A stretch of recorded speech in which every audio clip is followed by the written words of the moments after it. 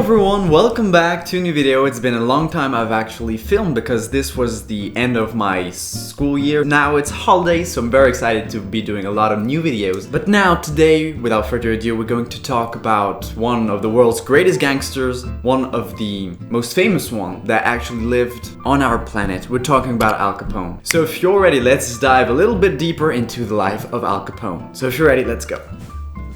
So, Alphonse Gabriel Capone was born in Brooklyn, in New York, in 1899, in the 19th century. He was the fourth of 9 children to Italian immigrants. His parents were Gabriel and Teresa Capone, and growing up in the bustling streets of Brooklyn. Of course, his parents hoped for their children a better life, but formal education never caught Al's attention, and he dropped out of school after 6th grade to be able to hustle and help his family make ends meet and make a little bit of money. It was in his teenage years that he started his life in crime. The neighborhood of Al in Brooklyn was a really tough place to grow up and to live in general. And it wasn't long before he found himself drawn to the local gangs. And there it was at that moment that he found a sense of belonging and power. He became infamous by volunteering in the 5 Points gang, by being involved in that gang. And he was mentored by a very notorious gangster at the time, Johnny Torrio. That was at that moment that Al started to create a lot of skills on organization and leadership for his future gang. And of course learning the ropes of crime. Then we've got the period from 1920 to 1925 where he moved to Chicago. He decided to relocate to Windy City in Chicago, where opportunities seemed right. He began working under Johnny Torrio, so the famous gangster, who had left New York to expand his operations on the territory.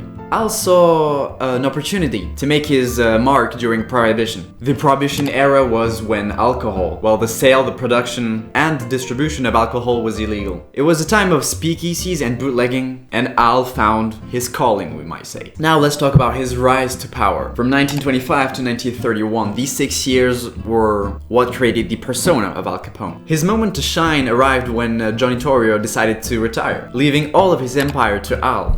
Now the little boy from Brooklyn became the big boss. He controlled the Chicago Outfit, which was an organized crime syndicate that specialized in smuggling and bootlegging liquor. It was dangerous, of course, but it was gangster's life. And it was at that time that Al's leadership and of course his business was exploding. During that era of these 6 years in 1929, we can say that Al Capone's life wasn't without obstacles. It was really a harsh period, and gangsters didn't make it any easier. His reign wasn't without conflict. For example, we can talk about the St. Valentine's massacre. There was a lot of competition to control the bootlegging empire and industry, which led to a bloodshed eventually. The St. Valentine massacre was a brutal incident where 7 members of Chicago's North Side gang were gunned down. Although Al never was clearly officially linked to the crime, everyone knows it was him. But in 1931, everything changed for Al Capone. He was prosecuted for tax evasion in 1931. But despite all the violent crimes attributed to him, it was this white-collar crime that landed him behind the bars, not the murders or anything else. He was sentenced to 11 years in federal prison, spending time in Atlanta, US Penitentiary, and of course and famously in Alcatraz.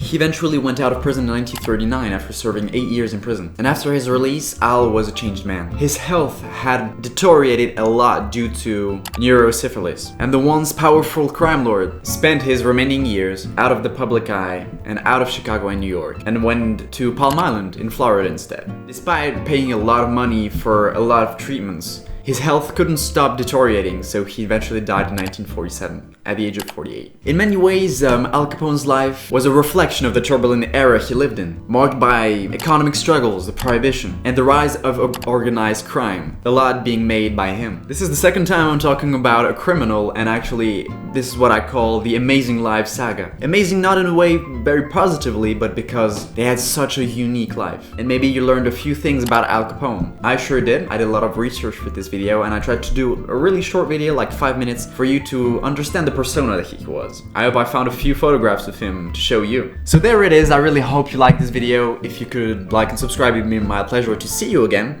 In the meantime, I'm going to write a lot of new videos, So stay tuned. It was my pleasure to see you. Thanks a lot. And we're 115 subscribers today, so really thanks a lot. It's growing little by little, and it's been, I think, like 4 or 5 months. No, 4 months. And I can't wait to see how it's going to progress. So thanks a lot. Have an amazing day. I'm sure you will. If you have 5 minutes to spend, I can tell you to watch my video on Doris Payne, which is the greatest diamond thief of all time, with some examples of what she did. In the meantime, bye bye. Have an amazing day. I'm sure you will.